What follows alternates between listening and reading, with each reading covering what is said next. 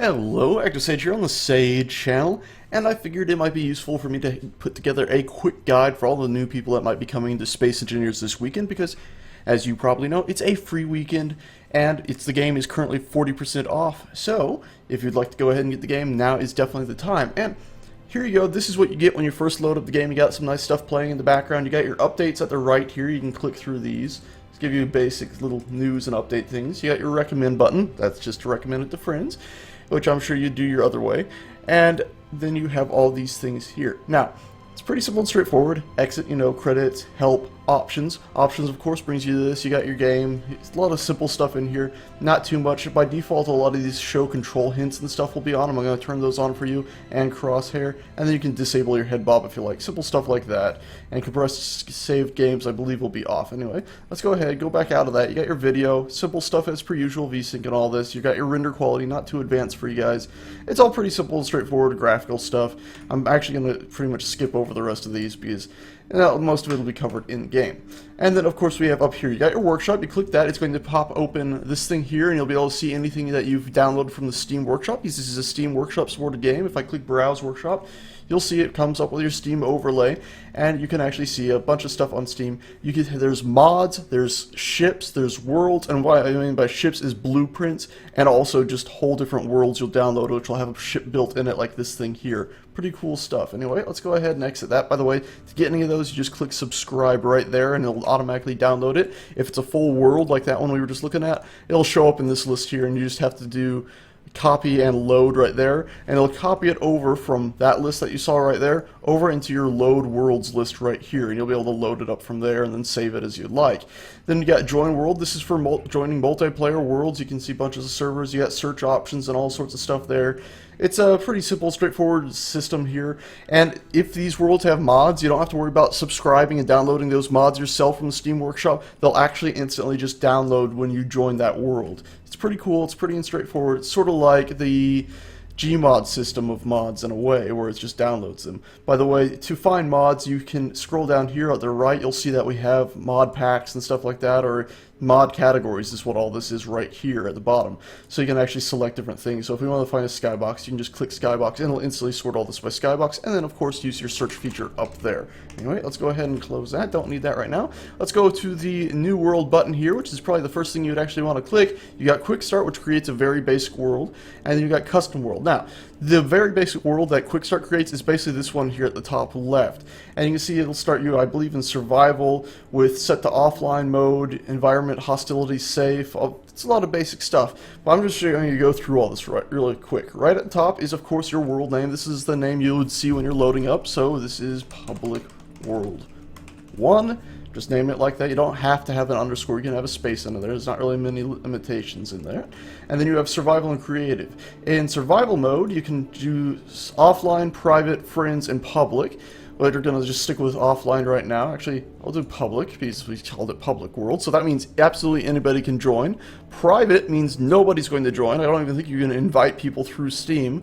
And friends means your friends will see your world and be able to join. And by the way, you can join through the Steam overlay if you pop it open and go ahead to your friends list. You can very quickly just choose a person and say, hey, I would like to join that person's game, the same way you would any Steam game.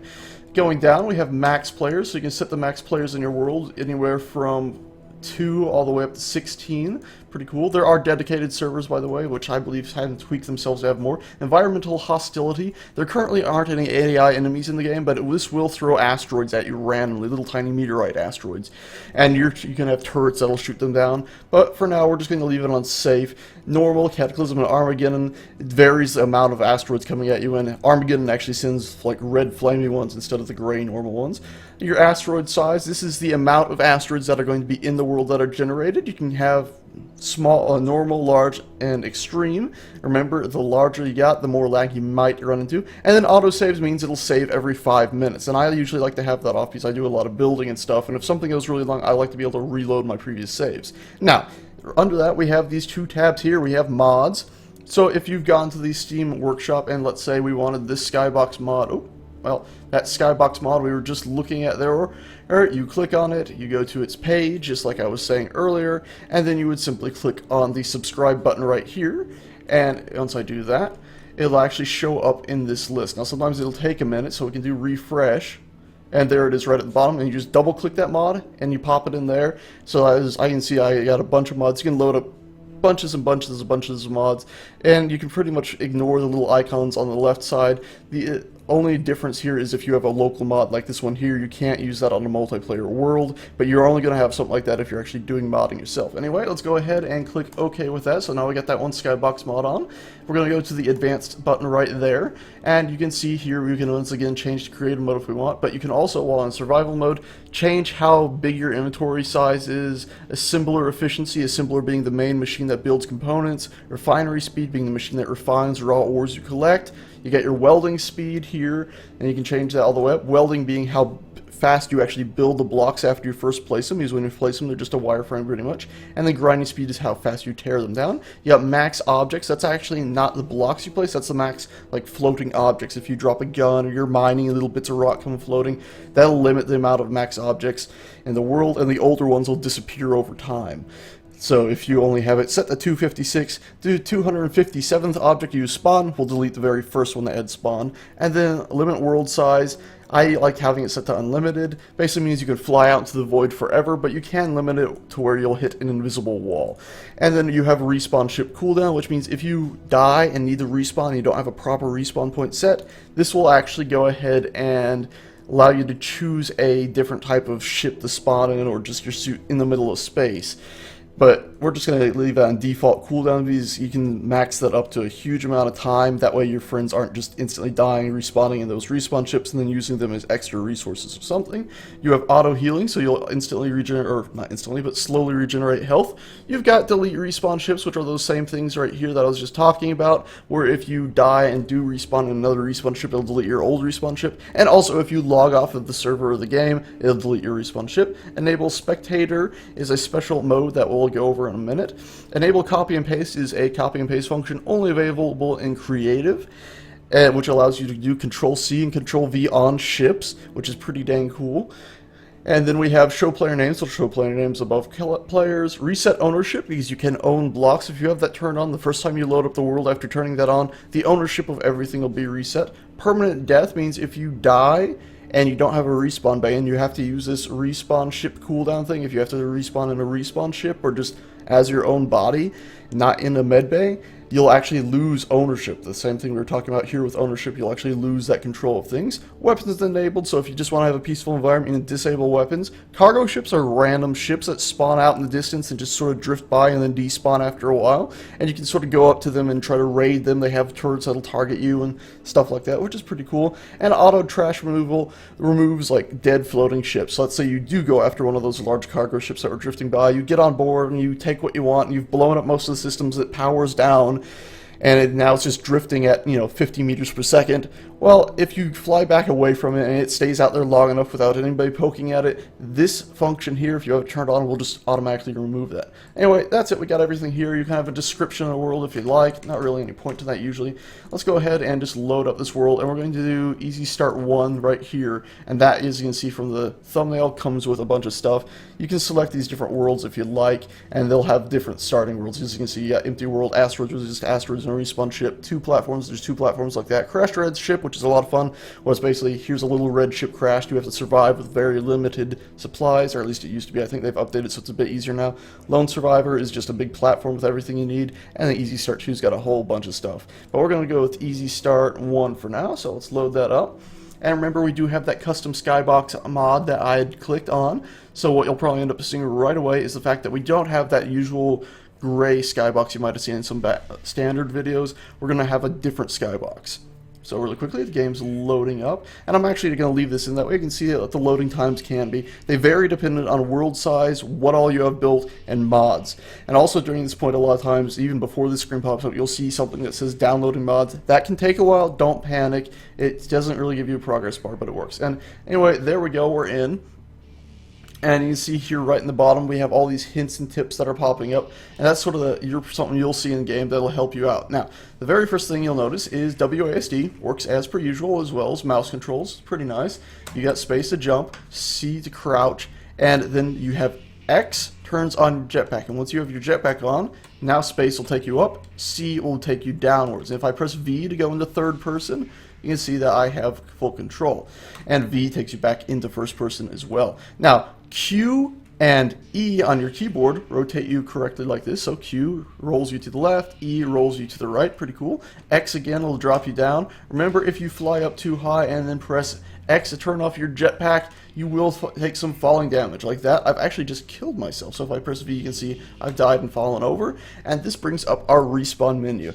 And you see here we have respawn ships, and it has all this ready and stuff next to it. Those are those respawn ships where if you have permanent death turned on, you'll lose your ownership of certain items, which can be somewhat troublesome.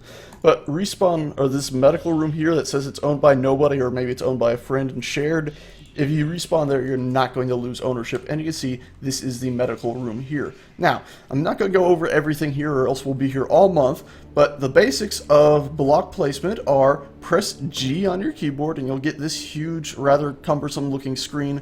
Don't worry, it's not too bad. Some of the basics you're going to want here are right up here at the top, these blocks here, these armor blocks. And also you can see on the left here we have this big list of things that's all sorting there for you. So you can click on armor blocks to see the different types of armor blocks, character animations, simple stuff. If you want to drag that down to your hotbar or even just right click it, it'll stick it down there.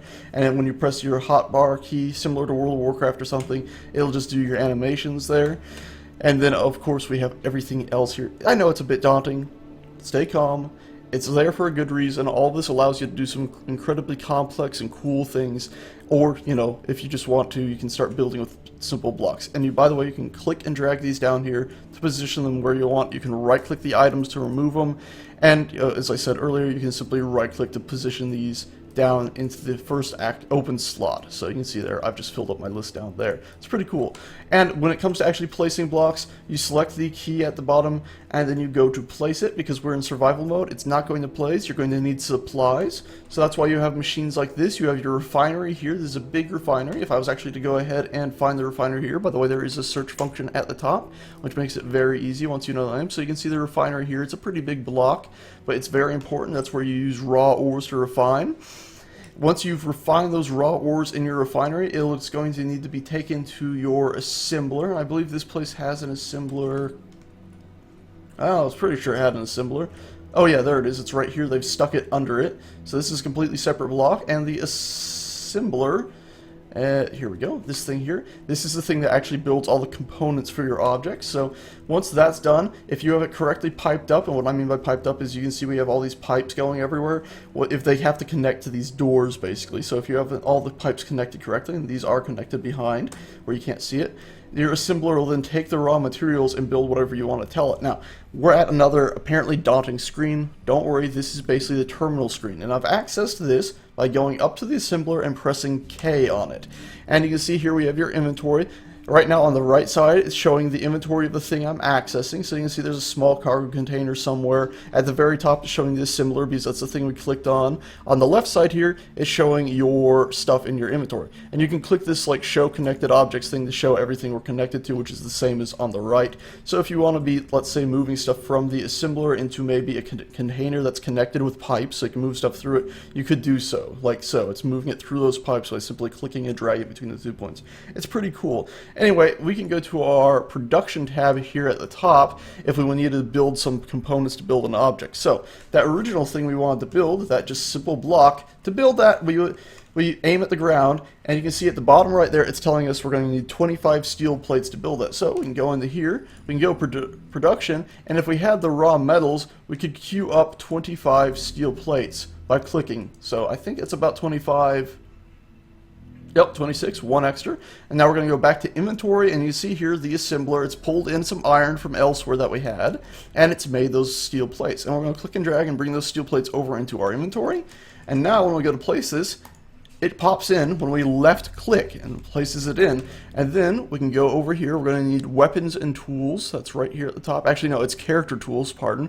Character tools. We're going to click that. We're going to grab our welder and bring it down here. And now we're going to weld this up by simply going up to it and left clicking. And when we do that, it brings all of those steel plates from our inventory and places it in there. And if we realize, oh no, that was in the wrong spot, we're going to go to character tools again. We're going to get our grinder, and you can now grind this down, and you can see that at the bottom right there the blocks are slowly counting down because it's taking away all those. And if we were to press I to access our inventory again, you can see that the steel plates are back in our inventory. So once again, I left click, that places the bog standard one. If I mouse over it with the welder or the grinder equipped, you'll see this little thing pop up at the bottom right. That'll show you that you still have 1 out of the 25 needed steel plates placed here. But if I left click, it's going to place all that it can in there and then build it up. It's pretty cool. Very, very nice. I like it a lot. Also, by the way, the menus in the middle of the screen you're noticing there are actually a few other menus that you probably want to be aware of. If I can go into controls, actually no, it's under game, probably, yes.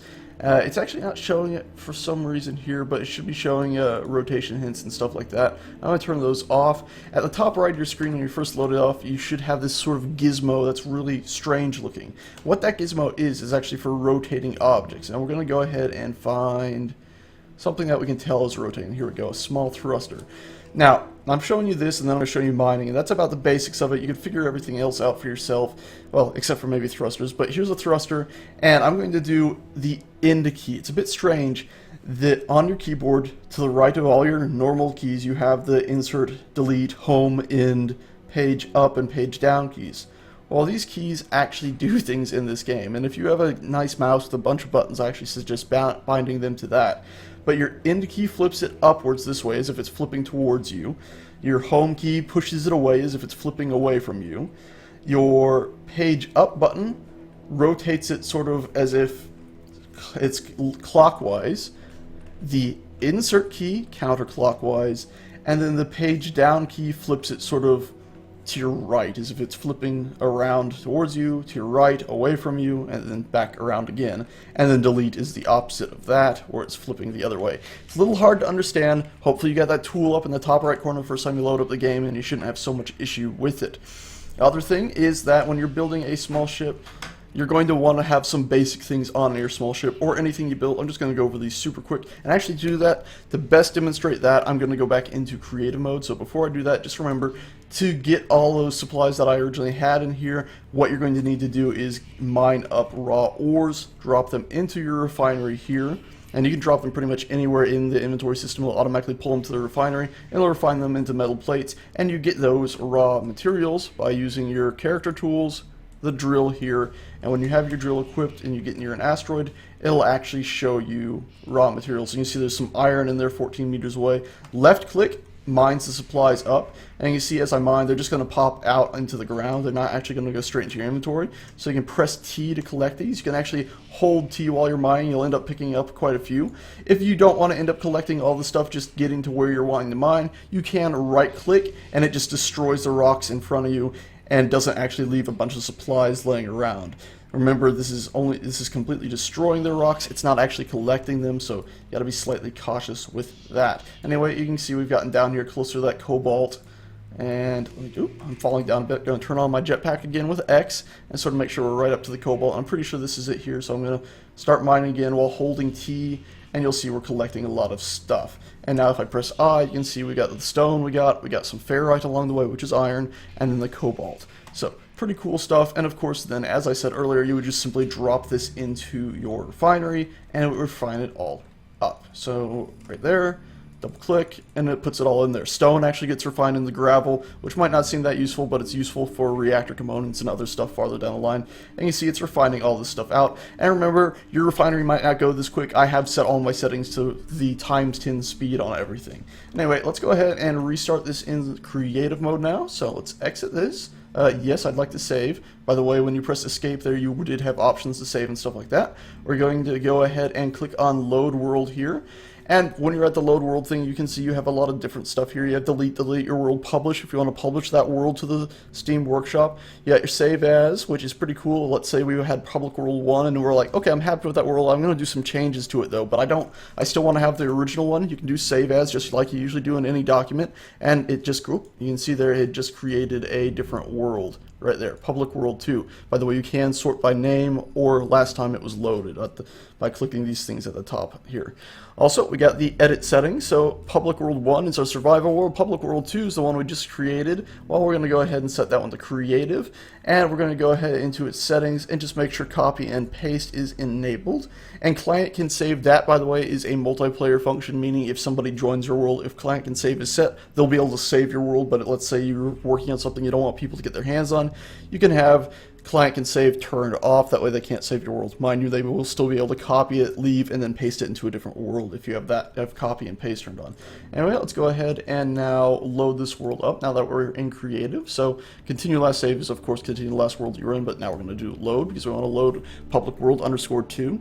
And once again, it's going to take a little tiny bit of time to load up. And I've actually edited that load time out. And here we go, we're back, same place we were. As you can see, it's the same world, the hole we dug is still there, except for now we're in creative mode. And now when we go ahead and go to place a block, you'll notice that we can place it from a great distance, and now if we left click, it instantly places it in.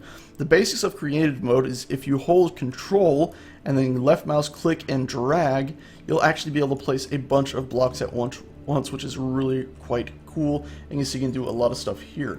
And if you have, let's say, your mouse bound to rotate blocks, you can very quickly end up building some stuff that is fairly interesting. You can place stuff in like this. It's actually a lot of fun. Oh, it's pretty dang cool. And once you get the hang of rotating blocks, it's pretty easy actually too. So it's pretty awesome. That's the basics, the absolute basic of creative mode. Also, you don't have to worry about your energy, something I should have mentioned in survival mode. At the bottom left, there's all those things there. You have your energy there. When you're in survival mode, using tools and just walking around slowly drains your energy. To recharge your energy, find a seat or something and sit down in it, or you can go up to this box here and and just hold T while pointing at it, and that'll recharge your energy. Should have covered that, my apologies. Anyway, this is pretty cool here. Another thing you can do though, let's say we want to fill in this big gap, is you aim at this and you do hold control and shift, then left mouse and drag, and you can do a whole area like that. Very, very cool, pretty dang awesome. I'm very happy with that myself. I love how useful the creative mode tools are in this. Now another thing, as I was going to say, we need to cover creating ships and also thrusters. So when you're in your G screen menu, again pressing G, you can see at the bottom right here we have new ship, or new small ship, new large ship, and new station. A station cannot move, it's completely static, so I've done a new station. I can put this in here, and no matter what happens, even if I threw stuff into it, this would not move. So you see those ships over there? I'm going to do Control C on that ship. I'm going to hold Control and use the mouse wheel to bring it in close to me, and then I'm actually going to throw it at this by moving my mouse and left clicking to paste. And you see there, it hit the station, dented it, but it didn't move the station. If we were to do the same with a large ship, so I've clicked the large ship button at the very bottom, this pastes this thing in. By the way, if you aim at a surface, it sort of snaps to it, and this is a landing gear, so when I actually paste it, it'll be stuck to that, but for our test we don't want it stuck to that. So new large ship, I'm going to stick that in right there. I'm going to build the exact same thing as before, and then I'm going to go ahead and copy one of those ships again, bring it over here, and toss it at this. And you see instantly it just pushed that out of the way and then slammed down there. It's pretty cool. Also, by the way, if you say, okay, that was cool, but I don't want these ships drifting around, you can do Control X to delete these ships and delete them away. Please note when you delete them, now that version you just deleted is the one that you would be pasting if you did a Control V again. So you can see this version here is missing its cockpit and stuff. But of course, we'll delete that. We'll do a Control C on that ship over there, and we've got this ship back again. Pretty cool. Now, the basics for building a ship, small ship or large ship, is you need to start off with something, but the basics are that you're going to need a reactor. So if we were to do a search reactor, you can see we got two different types of reactors. I'm going to go with the large one. These are on creative mode. You don't have to actually worry about putting uranium in the reactors to power them, but in survival you would, of course. And of course you would just be building these up. You're going to need a gyroscope. A gyroscope allows you to turn your ship. Without that, your ship will not be able to turn at all. It'll just, if it bounces into something, it'll just start spinning. And then you're going to need thrusters. Those are the absolute basics that you'll need to get your ship working. Now, you wouldn't be able to pilot at this point. At this point, you're going to need a cockpit. So let's go ahead and grab a bog standard cockpit. And then there's more advanced things like a remote control, but to use a remote control, you're also going to need an antenna, but we're not going to go into that now. It's slightly more advanced. So let's build the most basic ship you have ever seen. So let's go ahead and stick a reactor in. Let's go ahead and stick a gyroscope in. Let's stick a cockpit in. And let's go ahead and stick a silly thruster in each direction. That way the ship can move in every direction. Now this game doesn't work exactly like you would expect if you've played Gmod before. You might expect this to be a bit silly and hard to control. You'd fire that thrust in the center of mass, might be sort of right here, so you'd expect it to spin. This game doesn't actually work like that. You will actually be able to continue just going forward. The thrusters sort of apply force just to that side of the ship. It doesn't matter where you put them exactly. And then we're going to need one thruster forward. But you do need a thruster in every direction, though. That's important, or else your ship will just drift. So there we go. That is our first ship. It's actually fully functional. And you can see at the bottom right now we have a bunch of different things that have showed up in proximity and landing gear stuff at the very bottom there. If I was to go ahead and get my mouse up here, actually that's not really going to work too well, is it? But you can see that at the very bottom there, you can see the landing gears. That's basically if we had a landing gear, it shows how many we have, and in proximity shows how many are actually close to something that can lock with. You got your fuel time, which will tell you basically how long you can keep going with your engines on like this or off like this. Right now we're in creative, so it just says 0 seconds, but if we were in survival mode and had uranium in there, that would change depending on what you're doing. Number of batteries in use, you can indeed put batteries on your ship and have them powered up. There's a lot of more advanced stuff I'm not going to get into right now. Gyroscopes, it shows we have one. Dampeners are on. You can toggle those with Z, by the way. So now if we start moving like this, to do that I did W and D, so I was moving forward and to the right. And now you can see we're just drifting. If I press Z again, it'll stop us and auto-fire those because our inertial dampeners are back on. It's pretty simple and straightforward. What else do we have here? Going up from the dampeners, we have thrusters, so it shows our number of thrusters. Reactor, it shows the amount of power being created right now. It's 3.5 megawatts because we have one large reactor that can create quite a bit. Power usage, you can see we're using nearly 2% of it.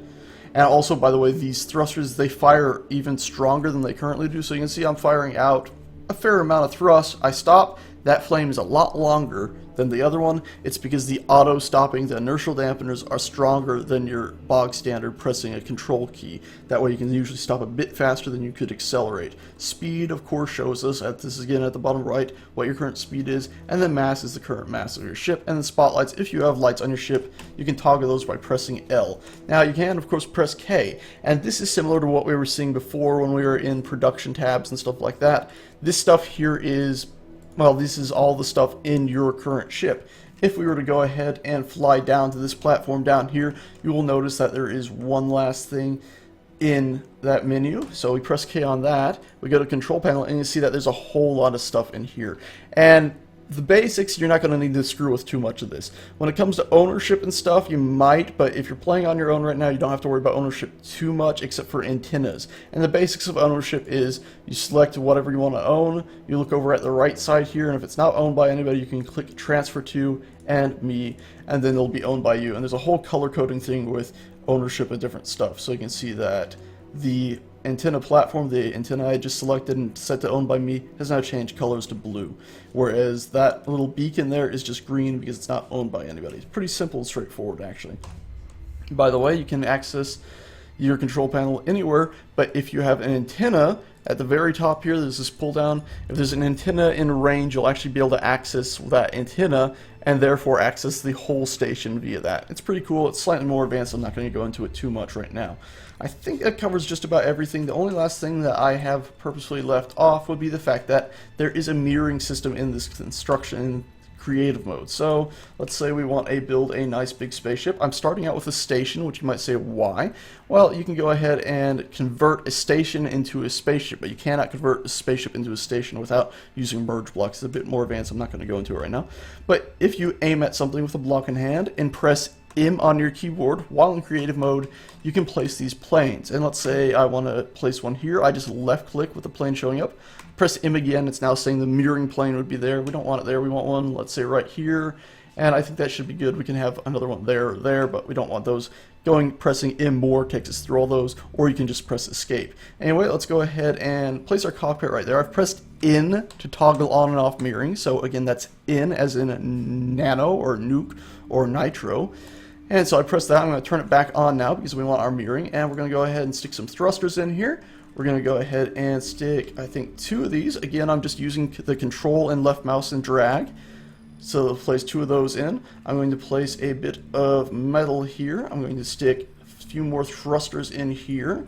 And now we're going to have 3 thrusters in up, down, left, right. and 4 for forward and back, and then of course we're going to need our gyroscopes, and we've placed those in right there. And with symmetry on, you can see I was placing those thrusters there, and it's instantly placed them on the other side. It's pretty simple and straightforward, and it is pretty dang awesome. And now, of course, you can see we also have gyroscopes on the top and the bottom because of the way those were mirroring. I can go ahead and hop in this cockpit, and of course I can't move. If I press K, or I guess even I would work here, but you go over to the Info tab, there's this Convert to Ship button right here. We can click that.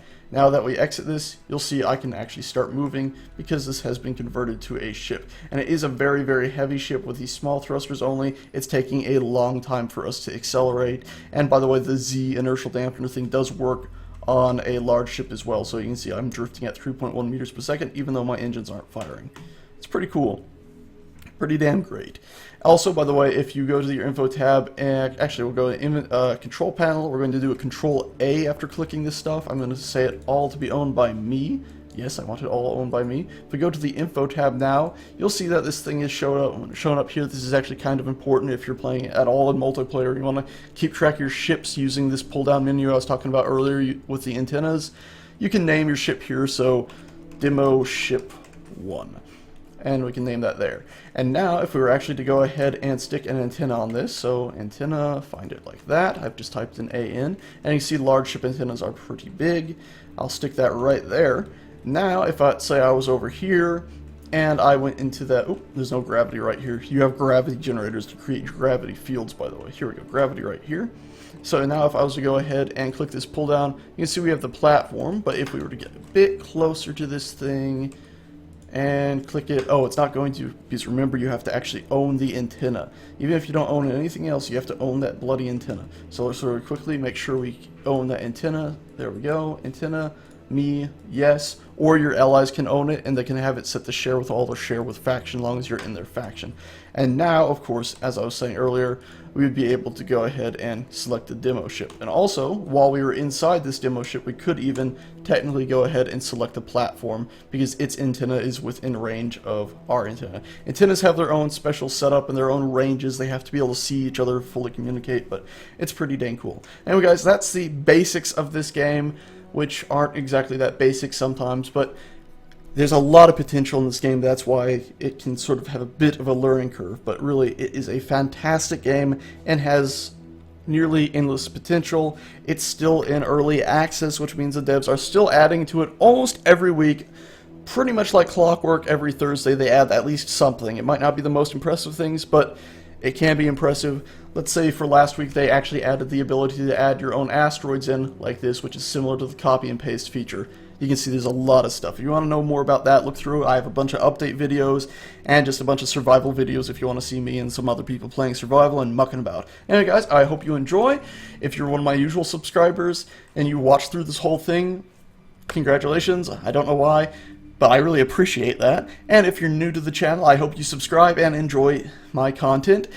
And no matter what, I hope you enjoy the game. Thanks for watching, and I'll see you guys next time.